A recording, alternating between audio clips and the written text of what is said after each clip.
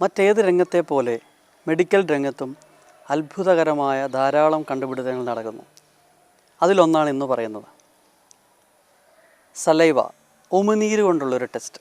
സാധാരണ നമ്മളൊരു അസുഖം വന്നു കഴിഞ്ഞാൽ ഹോസ്പിറ്റലിൽ ചെന്ന് കഴിഞ്ഞാൽ ആദ്യം എടുക്കുന്ന ഒന്നാണ് ബ്ലഡ്, രക്തം. ആ രക്തത്തിലെ പല ഘടകങ്ങൾ അനുസരിച്ചിരിക്കും ആ ടെസ്റ്റുകൾ. ഓരോ അസുഖത്തിനും ഓരോ തരം രക്ത ടെസ്റ്റുകൾ. ഇതുപോലെ അമേരിക്കയിൽ റിസർച്ച് കുറേ സയൻറ്റിസ്റ്റുകൾ നമ്മുടെ ഉമിനീരിനകത്ത് അവർ ഏകദേശം 1166 പ്രോട്ടീൻ ഘടകങ്ങളുണ്ടെന്നും ഈ പ്രോട്ടീൻ ഘടകങ്ങൾ ഓരോ അസുഖങ്ങളിൽ ഈ പ്രോട്ടീനുകൾ കാണാമെന്നും അത് സലൈവയിലൂടെ ഉമിനീരിലെ ടെസ്റ്റിലൂടെ തിരിച്ചറിയാമെന്നും കണ്ടുപിടിക്കപ്പെട്ടിരിക്കുന്നു. ശരിക്കും പറഞ്ഞാൽ ഇത് വന്നാൽ ബ്ലഡ് എടുക്കുന്ന ആ വേദനയും ഒന്നും അറിയേണ്ടില്ല. ലാബിൽ ചെന്നിട്ട് നമ്മുടെ ഉമിനീരെടുത്ത് കൊടുക്കുക. ആ ടെസ്റ്റ് വളരെ ഈസി ആയിട്ട്, നിസ്സാരമായ ഒരു ടെസ്റ്റല്ല, ധാരാളം കോംപ്ലിക്കേറ്റഡ് ആയ രോഗങ്ങൾ ഇതുമൂലം കണ്ടുപിടിക്കാം എന്നവർ പറയപ്പെടുന്നു. ക്യാൻസർ പോലുള്ള, അല്ലെങ്കിൽ അൽഷീമേഴ്സ് എന്ന് പറഞ്ഞാൽ ഓർമ്മ കുറവ് വരുന്ന ഒരു അസുഖമാണ് അൽഷീമേഴ്സ്. ആ അൽഷീമേഴ്സിൽ സാറിന് ഒരു പ്രോട്ടീനാണ് നമ്മുടെ ബ്രെയിനിൽ അടിഞ്ഞുകൂടിയിട്ട് ബ്രെയിൻ സെൽസ് നശിപ്പിക്കുകയാണ്. ആ പ്രോട്ടീനെ സലൈവയിൽ നിന്ന് കണ്ടെത്താം. ആ ആളിൻ്റെ സലൈവ എടുത്താൽ അൽഷീമേഴ്സ് വരാനുള്ള സാധ്യതയുണ്ടോ എന്ന് കണ്ടെത്താം. അത് വലിയൊരു കാര്യമാണ്. അതുപോലെ തന്നെ ക്യാൻസർ, പാങ്ക്രിയാസിന് വരുന്ന ക്യാൻസർ, ഡയബറ്റീസ്, അങ്ങനെ പിന്നെ ബ്രസ്റ്റിൽ വരുന്ന ക്യാൻസർ, ഇതെല്ലാം സലൈവ കൊടുത്ത് കണ്ടുപിടിക്കാമെന്ന് പറഞ്ഞാൽ ഇതൊരു വലിയ നേട്ടമാണ്. അതിൻ്റെ റിസർച്ച് നടന്നുകൊണ്ടിരിക്കുന്നു. ചില അസുഖങ്ങൾക്ക് അവർ ഓൾറെഡി ആ ടെസ്റ്റുകൾ ഇംപ്ലിമെൻറ്റ് ചെയ്ത് തുടങ്ങി പരീക്ഷണങ്ങളിലൂടെ. തീർച്ചയായും ഇത് നമ്മുടെ നാട്ടിലും അധികം താമസിക്കാതെ എത്തും. അപ്പോൾ ഈ സൂചിയെ പേടിക്കുന്നവരും ഇഞ്ചക്ഷനെ ബ്ലഡ് എടുക്കാൻ ബുദ്ധിമുട്ടുള്ള ആൾക്കാർക്കുമൊക്കെ ഇത് വലിയൊരു ആശ്വാസമാണെന്ന് തോന്നും. കാര്യം ഡയബറ്റീസൊക്കെ ഇടയ്ക്കിടയ്ക്ക് ചെക്ക് ചെയ്യണമെങ്കിൽ പോയി ജസ്റ്റ് നമ്മൾ ആ ഉമിനീര് ഒരു കപ്പിൽ ഒരല്പം ഉമിനീര് എടുത്ത് കൊടുത്താൽ മതി എന്ന് പറയുമ്പോൾ നമുക്കിത് ഭയങ്കര ഈസി ആവുകയാണ്.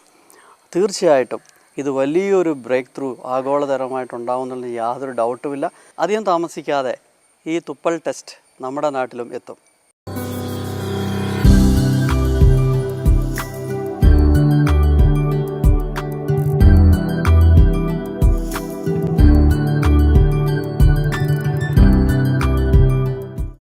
ഇന്നത്തെ മെഡിക്കൽ ടിപ്പിൽ വളരെ കോമൺ ആയിട്ടുള്ള ഒരു അസുഖം, അതിന് വേണ്ട ഒരു 6-7 പ്രതിവിധികളാണ് പറയാൻ പോകും. ആസ്മ, ശ്വാസം മുട്ട് വളരെ കോമൺ ആയിട്ട് കുട്ടികളിലും മുതിർന്നവരിലും കാണാവുന്നതാണ്. പക്ഷേ ഇതിൻ്റെ ഒരു കുഴപ്പം, എന്തുകൊണ്ട് ആസ്മ വരുന്നു എന്നുള്ളത് കണ്ടുപിടിക്കേണ്ടത് ടെസ്റ്റുകളിലൂടെ മാത്രമല്ല, ഡോക്ടറുടെ ചുമതല മാത്രവുമല്ല. അത് ആൾക്കാർ തന്നെ കണ്ടുപിടിക്കേണ്ട ചില കാര്യങ്ങളുണ്ട്. അതിനെക്കുറിച്ചാണ് ഇന്ന് പറയുന്നത്. ആസ്മയ്ക്ക് ഒരുപാട് കാരണങ്ങളുണ്ട്.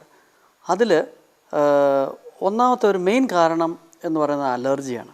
അലർജി ടെൻഡൻസി പല രീതിയിൽ വരാം. അലർജി അത് സാധാരണഗതി വീട്ടിനകത്തുള്ള പൊടിയാകാം, നമ്മുടെ ബെഡിലും അല്ലാതെയുമുള്ള പൊടി കൊണ്ട് ചിലവർക്ക് അലർജനാവാം. ആ അലർജി മൂലം ആസ്മ ഡെവലപ്പ് ചെയ്യാം. ചില കേസസിൽ വീട്ടിനകത്ത് നമ്മൾ ചെറിയ പൂച്ചക്കുഞ്ഞുങ്ങളെയും പട്ടിക്കുഞ്ഞുങ്ങളെയൊക്കെ വളർത്താറുണ്ട്. അതിൻ്റെ ഈ രോമം, അതിൽ നിന്ന് വരുന്ന അലർജി മൂലം ആസ്മ ഉണ്ടാകും. ഇത് പക്ഷേ നമ്മൾ അറിയണമെന്നില്ല. എന്തുകൊണ്ട് ഇത് നമുക്കൊരു ട്രിഗർ ഫാക്ടറായിട്ട് അല്ലെങ്കിൽ ഒരു തുടക്കം ഇതാണ് നമുക്ക് ഫൈൻഡ് ഔട്ട് ചെയ്യാൻ ചിലപ്പം പറ്റത്തില്ല. നമ്മൾ ആസ്മ വരുന്നു, ഉടനെ അതിനുള്ള മരുന്നുകൾ എടുക്കും, ആവി കൊള്ളും, അല്ലെന്നുണ്ടെങ്കിൽ ബ്രോങ്കോഡൈലൈറ്റിസ് ഒക്കെ എടുക്കും, അങ്ങനെ അങ്ങ് പോകും. പക്ഷേ അലർജിക് ഫാക്ടർ ഉണ്ടോ എന്നുള്ളത് കണ്ടുപിടിക്കേണ്ടത് നമ്മൾ തന്നെ വിചാരിച്ചാലേ അത് കണ്ടുപിടിക്കാൻ പറ്റത്തുള്ളൂ. അപ്പോൾ ഞാൻ പറഞ്ഞു വന്നത്, വീട്ടിനകത്തുള്ള പലതരം പൊടികൾ, അതുപോലെ ഇതുപോലെ പെറ്റ്സിനെ വീട്ടിനകത്ത് വളർത്തുന്ന മൃഗങ്ങളിൽ നിന്ന് കിട്ടുന്ന ഇത് കുട്ടികളിലാണ് കൂടുതലും അങ്ങനെയുള്ളത് കാണാറുള്ളത്. അതുപോലെ തന്നെ വീട്ടിന് പുറത്തുള്ള ചില പുഷ്പങ്ങളിൽ നിന്നൊക്കെ ഉള്ള ആ പൂമ്പൊടി, അല്ലെങ്കിൽ ചില വൃക്ഷങ്ങളിൽ നിന്നുള്ള പൊടി, പൂമ്പൊടി, അതൊക്കെ അറ്റ്മോസ്ഫിയറിൽ ഇങ്ങനെ കാറ്റടിക്കുമ്പോൾ വന്നിട്ട് അത് ഇൻഹെയിൽ ചെയ്താലും ഇതുപോലെ അലർജി ഡെവലപ്പ് ചെയ്യാം. അപ്പം വീട്ടിനകത്തുള്ളതും പുറത്തുള്ളതുമായ ഈ അലർജി ടെൻഡൻസി ഏതിൽ നിന്നാണ് ഇത് വരുന്നതെന്നുള്ളത് കുറച്ച് ടൈം എടുത്ത് വേണം അത് കണ്ടുപിടിക്കാൻ. മറ്റൊരു കേസസിൽ ആസ്മ വരുന്നത് ഇൻഫെക്ഷൻ വരുന്നത്. ചിലർ പറയും എനിക്ക് തുമ്മലും ചീറ്റലും വന്ന് അതിന് ശേഷം ശ്വാസം മുട്ടുമൊക്കെ ഡെവലപ്പ് ചെയ്യുമെന്ന് പറയും. അപ്പോൾ അതൊരു ഇൻഫെക്ഷൻ വന്നതിന് ശേഷം ആസ്മ ഡെവലപ്പ് ചെയ്യാം. അത് ചിലപ്പം വൈറൽ ഇൻഫെക്ഷൻ ആവാം, ചിലപ്പം മറ്റ് ബാക്ടീരിയലോ ഫംഗലായിട്ടുള്ള ഇൻഫെക്ഷൻസ് കൊണ്ടൊക്കെ വരാം. ഞാൻ നേരത്തെ പറഞ്ഞല്ലോ, വീട്ടിനകത്ത് ചില കേസസ് ചിലവർ ഈ പൂപ്പൽ ഒക്കെ ഈ വെള്ളമൊക്കെ വീണ് കിടന്നിട്ട് അവിടെ ചില തരം പൂപ്പലുകൾ ഡെവലപ്പ് ചെയ്യാറുണ്ട്. ആ പൂപ്പലിൽ നിന്നുള്ള ഇതും ഇൻഹേൽ ചെയ്താൽ ഈ പ്രശ്നങ്ങൾ വരാം. പിന്നെ ചില കണ്ടീഷനിൽ ചില സീസണൽ ആസ്മ എന്ന് പറയും, ചില സീസൺസിലായിരിക്കും അവർ വരുന്നത്. നല്ല ചൂടിൽ നിന്ന് പെട്ടെന്ന് നമ്മൾ തണുത്ത ക്ലൈമറ്റിലേക്ക് മാറുമ്പോഴത്തേക്ക് ചില ആൾക്കാർക്ക് ആസ്മ ഡെവലപ്പ് ചെയ്യും. അതുപോലെ തന്നെ എ സിയിൽ കണ്ടിന്യൂസ് ആയിട്ട് തണുപ്പിലിരിക്കുന്ന ചില ആൾക്കാർക്കും ഇതിൽ നിന്നും ഈ എ സിയെ സംബന്ധിച്ചുള്ള പ്രോബ്ലം എന്ന് പറഞ്ഞാൽ അതിൻ്റെ ഫിൽറ്ററിൽ ഒരുപാട് ടോക്സിൻസ്, അതായത് ഇപ്പോൾ ഈ വെളിയിൽ നിന്നുള്ളതെല്ലാം ഫിൽറ്റേർഡ് ആയിട്ട് ഇരിക്കുന്ന ഫിൽറ്റർ ക്ലീൻ ചെയ്തില്ലെങ്കിൽ അത് കണ്ടിന്യൂസ് യൂസ് ചെയ്യുമ്പോൾ നമ്മളറിയാതെ തന്നെ നമുക്ക് ആ അലർജി ഡെവലപ്പ് ചെയ്തിട്ട് ആസ്മയിലോട്ട് മാറാവുന്നതാണ്. ചില കേസസിൽ എക്സസൈസ് മൂലം ചില ആൾക്കാർ എക്സസൈസ് ചെയ്ത് കഴിയുമ്പം നല്ല ബോഡി നല്ല ടെമ്പറേച്ചർ ചൂട് കൂടും, അതിനുശേഷം പോയി ഫാൻ്റെ അടിയിലോ എ സിയിലോ ഇരിക്കും. അപ്പോൾ രണ്ട് ക്ലൈമറ്റ് പെട്ടെന്ന് നമ്മൾ തന്നെ ഡെവലപ്പ് ചെയ്യുന്നത് മൂലം ചില ആൾക്കാർക്ക് ശ്വാസം മുട്ട് ഡെവലപ്പ് ചെയ്യാൻ സാധ്യതയുണ്ട്. പിന്നെ ചില ആൾക്കാർക്ക് ഇമോഷണൽ പെട്ടെന്ന് ഒരു വിഷമം മനസ്സിൽ തട്ടി, അല്ലെങ്കിൽ ആരെങ്കിലും വഴക്ക് പറഞ്ഞു, അല്ലെങ്കിൽ ഇൻസൾട്ട് വന്നു, താങ്ങാനാവാത്തൊരു സംഗതിയെക്കുറിച്ച് കേട്ടു, ആ ഇമോഷണൽ ഇത് വന്നിട്ട് ചിലർക്ക് ഇതായിട്ട് വരാം, ആസ്മയായിട്ട് ഡെവലപ്പ് ചെയ്യാം. ഈ ഗ്യാസ്ട്രൈറ്റിസ്, ഈ പുളിച്ചു തേട്ടൽ എന്ന് പറഞ്ഞൊരു കണ്ടീഷനുണ്ട്. അതായത് സ്റ്റൊമക്കിലുള്ള ആസിഡ് വയറ്റിലകത്തോട്ട് നമ്മുടെ ഈ അന്നനാളത്തിലേക്ക് തിരിച്ചു കയറുന്ന ഒരു കണ്ടീഷനാണ്. പറയത്തില്ലേ പുളിച്ചു തകട്ടി വായിക്ക് കയ്പ് എന്നൊക്കെ പറയുന്ന കണ്ടീഷൻ എന്ന് പറഞ്ഞാൽ സ്റ്റൊമക്കിലിരിക്കേണ്ട ആസിഡ് ഈ മുകളിലോട്ട് തകട്ടി വരുന്നു. ഇതും ശ്വാസകോശത്തിൽ ഇറിറ്റേഷൻ ഉണ്ടാക്കിയിട്ട് ആസ്മ ഡെവലപ്പ് ചെയ്യാമെന്നാണ് പറയുന്നത്. മറ്റൊരു തരം ആസ്മയാണ് ഈ നോക്ടൂർണൽ ആസ്മ എന്ന് പറയുന്നത്. എന്ന് പറഞ്ഞാൽ നൈറ്റിൽ കിടന്ന് ഉറങ്ങുമ്പം മാത്രം ഒരു പർട്ടിക്കുലർ ടൈം കഴിയുമ്പോൾ ഡെവലപ്പ് ചെയ്യുന്ന ആസ്മ. അതിനെക്കുറിച്ച് പറയുന്നത് അവർ കിടക്കുന്ന പൊസിഷൻ, ചില ആൾക്കാർ കമന്നേ കിടക്കത്തുള്ളൂ ഫുൾ ടൈം.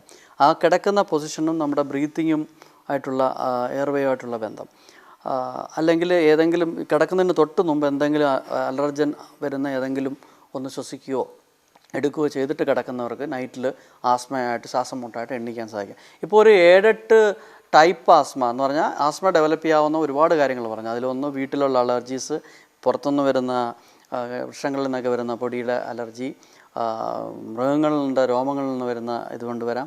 പിന്നെ വീട്ടിലുള്ള എന്തെങ്കിലും കെമിക്കൽസോ സ്പ്രേയോ, ബോഡി സ്പ്രേ ആയാലും ചിലവർക്ക് അത് അലർജി ആയിട്ട് ഡെവലപ്പ് ചെയ്യാം. പിന്നെ അതുപോലെ തന്നെ രാത്രി കിടന്നുറങ്ങുമ്പോഴുള്ള പൊസിഷനിലുള്ള വേരിയേഷൻസ് കൊണ്ടുവരാം. മറ്റ് ഇമോഷണലായിട്ട് ഫാക്ടേഴ്സ് വരാം. അങ്ങനെ ഒരുപാട് ടൈപ്പ് ആസ്മ ട്രിഗർ ഫാക്ടേഴ്സ് ഉണ്ട് ആസ്മ ഡെവലപ്പ് ചെയ്യാനുള്ള. അപ്പോൾ മരുന്ന് കഴിക്കുന്നതിൻ്റെ കൂടെ നമ്മൾ ഇതും കൂടെ നോക്കുക, എന്തു ചെയ്യുമ്പോഴാണ് നമുക്ക് ആസ്മ കൂടുന്നത്, ഏത് സമയത്താണ് ആസ്മ വരുന്നത്, ആ അലർജൻ അത് കണ്ടെത്തി അത് മാറ്റുകയാണെങ്കിൽ ഒരു നല്ല പേഴ്സൻ്റെ ആസ്മ എന്ന് പറഞ്ഞ രോഗം ഒഴിവാക്കാൻ പറ്റും. അതിൻ്റെ ഫ്രീക്വൻസി ഇടയ്ക്കിടയ്ക്ക് ഇങ്ങനെ ഉണ്ടാകുന്ന ആസ്മയെ ഒഴിവാക്കാൻ പറ്റും. ഈ മരുന്ന് ഉപയോഗിക്കുന്നതും ഒഴിവാക്കാൻ പറ്റും.